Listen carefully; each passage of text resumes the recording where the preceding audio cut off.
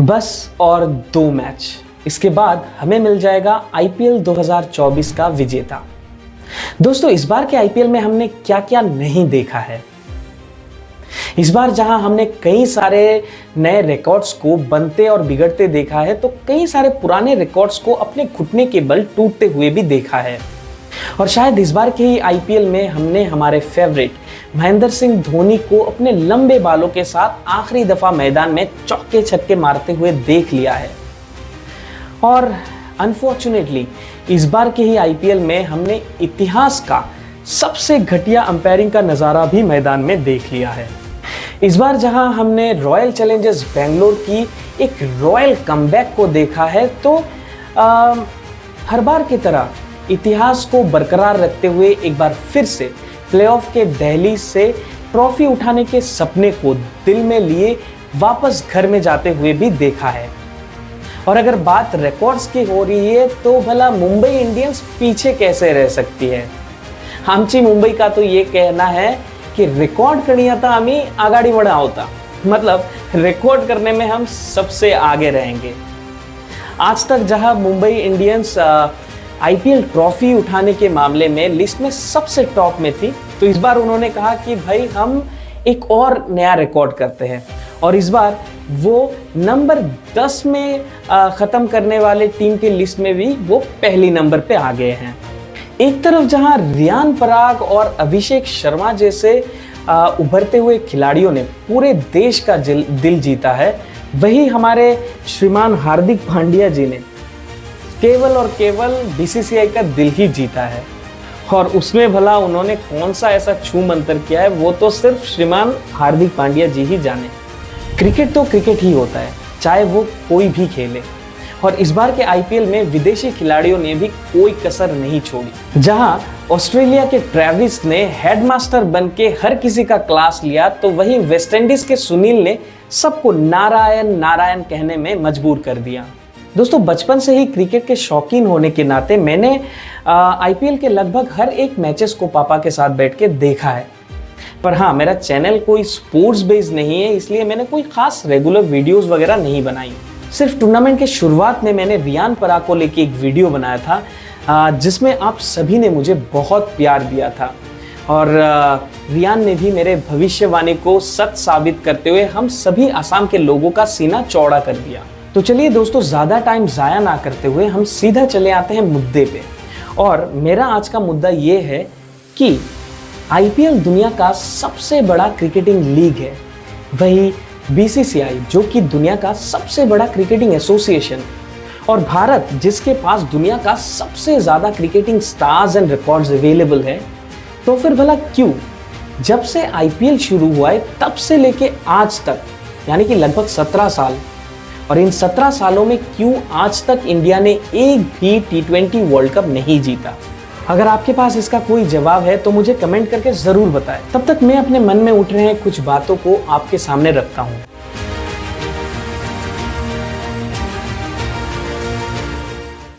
दोस्तों, आप मेरे एक बात से ज़रूर एग्री करेंगे। जैसे बीसीसीआई सबसे पावरफुल क्रिकेटिंग एसोसिएशन होने के नाते आईसीसी या फिर वर्ल्ड क्रिकेट को डोमिनेट करता है, बिल्कुल उसी तरह से मुंबई इंडियंस या फिर चेन्नई सुपर किंग्स, जो कि आईपीएल के 2 बड़े फ्रेंचाइजीज हैं, वो भी कहीं ना कहीं से इंडियन क्रिकेट या फिर बीसीसीआई को कंट्रोल करते हैं या फिर डोमिनेट करते हैं, ये मुझे लगता है।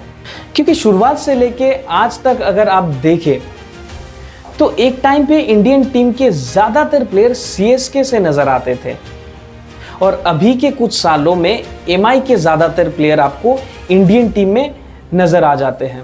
क्या ये सिर्फ कोई इत्तेफाक हो सकता है या फिर डोमिनेशन? अगर मुझसे पूछे तो मुझे तो कहीं ना कहीं से ये डोमिनेशन नज़र आता है। क्योंकि अगर एक आध साल ही ऐसा होता है तो हाँ, मैं मान सकता हूँ कि ये बस एक इत्तेफाक है। पर हर बार हर एक साल ऐसा होने से कहीं ना कहीं से ये सवाल खड़े करते हैं, ये सिर्फ एक इत्तेफाक नहीं हो सकता। I think there is a domination, pure domination. दोस्तों, मैं बचपन से लेके आज तक इंडियन क्रिकेटिंग टीम का ज़बरदस्त फैन रहा हूँ, चाहे वो हारे या फिर जीते।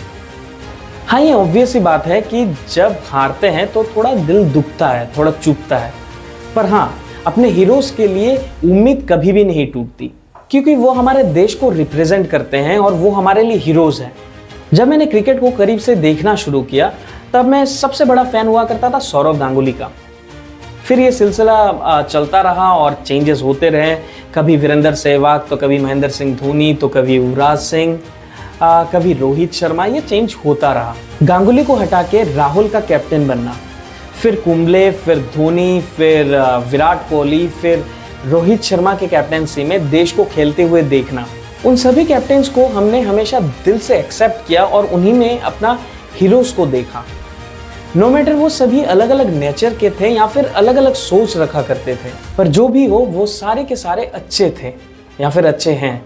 हाँ, वो बात अलग है कि किसी किसी को शायद दादा की दादागिरी ज़्यादा अच्छी लगती थी, तो किसी किसी को धोनी का कूल अंदाज, या फिर किसी को विराट की एग्रेशन, तो फिर किसी को रोहित का वो बिंदास एटीट्यूड। पर एक्सेप्टेंस के मामले में उन सभी को देश ने या फिर फैंस ने दिल से एक्सेप्ट किया है, क्योंकि वो हर कोई अपने आप के अंदाज में एक लीडर थे या फिर है। Now coming to Hardik Pandya, I really want to ask you all, क्या इस बंदे में आपको अपना लीडर नजर आता है? वेल, मुझे तो बिल्कुल भी नहीं। और आज मैं ये सबके सामने कहना चाहता हूँ कि किसी दिन अगर इस बंदे को इंडियन टीम का फुल टाइम कैप्टन बना दिया गया, उस दिन से मैं इंडियन क्रिकेट का फैन नहीं रहूंगा या फिर मैं इंडियन क्रिकेट को ज़्यादा फॉलो नहीं करूंगा। I really don't know how awkward it sounds like, but I'm just telling it truth, and I'm telling this for some reason. क्योंकि मैं किसी ऐसे आदमी को अपना लीडर नहीं मान सकता जो कि अपने सीनियर्स का इज्जत ना करे या फिर कुछ भी अनाप शनाप बोल के उसे बार बार जस्टिफाई करने की कोशिश करे, या फिर जो सेल्फिश किस्म का आदमी हो। आई नो मेरे इस बात पे बहुत सारे लोग डिसएग्री कर सकते हैं, पर मैं just as a very common Indian fan अपना बात कह रहा हूँ। अगला जो T20 वर्ल्ड कप होने जा रहा है उसमें हार्दिक पांड्या को एज ए वाइस कैप्टन क्यों सिलेक्ट किया गया?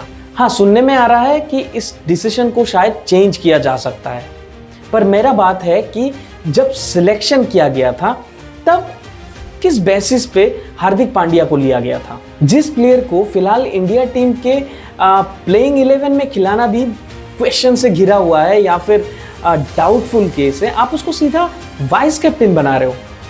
भाई क्या मतलब, इंडिया में क्या प्लेयर्स की इतनी कमी हो गई है, या फिर आपको नजर नहीं आता, या फिर आपको नजर आता है पर आप कंसीडर नहीं करते हो? क्या आपके पास बुमराह या फिर सूर्य कुमार यादव जैसे काबिल प्लेयर नहीं है जिसे आप वाइस कैप्टन के तौर पे देखना चाहते हो? या फिर आप इसमें या फिर का तो कोई बात ही नहीं, शायद आप देखना ही नहीं चाहते हो।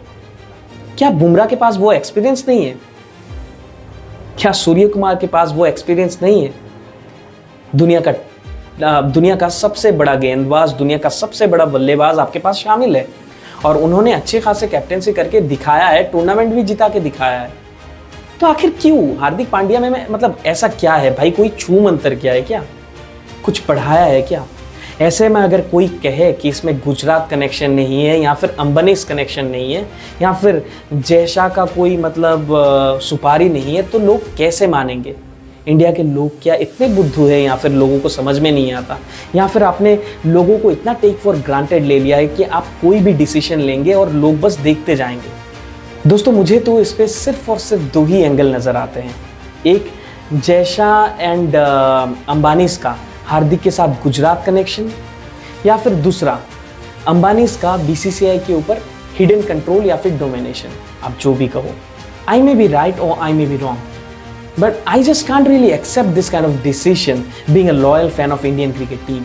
मेरे जैसे हर कोई एमआई का फैन जैसे इस बार एमआई को हारते हुए देखकर खुश हो रहा था। कहीं ऐसा ना हो कि एक दिन ऐसा भी आ जाए कि इंडिया को हारते हुए देख के भी किसी फैन का कोई फर्क ना पड़े। I'm really requesting BCCI to never let this happen with Indian cricket team. आज अगर इंडिया के हारने पे फैंस चिल्लाते हैं ना, तो कहीं ना कहीं से ये उनका प्यार है टीम के तरफ, क्योंकि हम जिसे प्यार करते हैं उसे कभी भी हारते हुए हम नहीं देख सकते। कोई भी चीज़ हो या फिर कोई भी इंडिविजुअल या फिर कोई भी टीम, हम जिसे प्यार करते हैं हम हमेशा चाहते हैं उसका भलाई देखना या फिर उसे जीतता हुआ देखना चाहते हैं। इसका मतलब ये नहीं है कि उसके हार पे हम उसका हाथ छोड़ दें। जो जिसे चाहते हैं उसके साथ भी रहते हैं। आपने देखा होगा लास्ट बार जब इंडिया ऑस्ट्रेलिया के साथ फाइनल में हारी थी, how matured every Indian fans have behaved. Everybody supported Rohit Sharma. Everybody encouraged Team India. And everybody said you guys did well. बस एक गलती हो गया, बस एक छोटा सा मिस्टेक हो गया, else you were just there. सब ने सपोर्ट किया. And even after losing the game, everybody supported the leader who was selfless.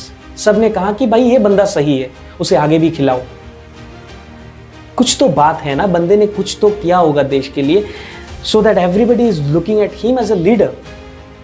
और आप ऐसे ही बंदे को लीडर चूज करते हैं, who knows how to handle the team, how to deal with seniors, how to deal with the juniors. They know.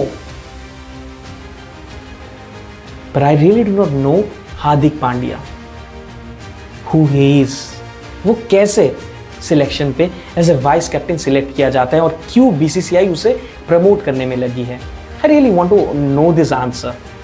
Anyway दोस्तों, ये एक ऐसा डिबेटेबल टॉपिक है जिसमें अगर आप पूरा दिन भी बातें करो तो ये शायद कम पड़ जाए, और उसमें से कई सारे ऐसे पहलू निकल के आएंगे जिसमें आप घंटे डिबेट कर सकते हो, आप हज़ारों क्वेश्चंस पूछ सकते हो और उनके जवाब ढूंढने की कोशिश कर सकते हो।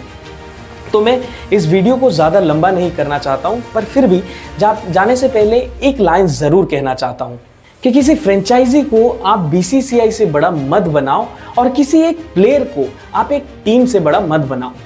Last but not least friends, I really want to say you sorry for not posting any single video from it's going to be almost 2 months now, and it's due to some personal problems I could not really make it happen. But मैं ऐसा बिल्कुल भी नहीं चाहता। मैं कम से कम चाहता हूँ कि आप सभी के लिए हफ्ते में 1 या फिर 2 वीडियो ज़रूर पोस्ट करूँ। बट यू नो, आप जब अकेले एक चैनल को संभाल रहे होते हो, उसमें जैसे कि मैं स्क्रिप्टिंग से लेके रिकॉर्डिंग फिर एडिटिंग सब कुछ मुझे ही करना पड़ता है, so it takes a lot of effort and time. But आपने मेरे लास्ट वीडियो में जो रिस्पॉन्स दिखाया या फिर जो आपने प्यार दिखाया, उससे मैं बहुत ही मोटिवेटेड हूँ। एंड आई रियली नो कि आगे भी मैं जब कोई वीडियो पोस्ट करूँगा आप मुझे ढेर सारा प्यार देंगे, और आपके इस प्यार को देखते हुए इस बार मैंने एक छोटा सा टारगेट रखा है। मैं इस बार उम्मीद करता हूँ कि मेरे वीडियो में कम से कम 100 लाइक, 70 कमेंट्स और 50 सब्सक्रिप्शंस आप मुझे ज़रूर देंगे। इतना तो उम्मीद कर ही सकता हूँ, आपने इतना अच्छा प्यार जो दिया है। और सच में बताऊँ दोस्तों, आपके हर एक लाइक एंड कमेंट से एक कंटेंट क्रिएटर को बहुत ही ज़्यादा खुशी मिलता है, and I know you guys would be there with me. तो आज के लिए बस इतना ही दोस्तों। आप मुझे कमेंट करके ज़रूर बताइएगा कि फाइनल में आप किसे जीतता हुआ देखना चाहते हो, राजस्थान रॉयल्स या फिर कौल बोल और वो जीत बोरे, कौर बोल और वो रे जीत बोरे। चलिए वीडियो को यहाँ पर समाप्त करते हैं। जय हिंद, वंदे मातरम।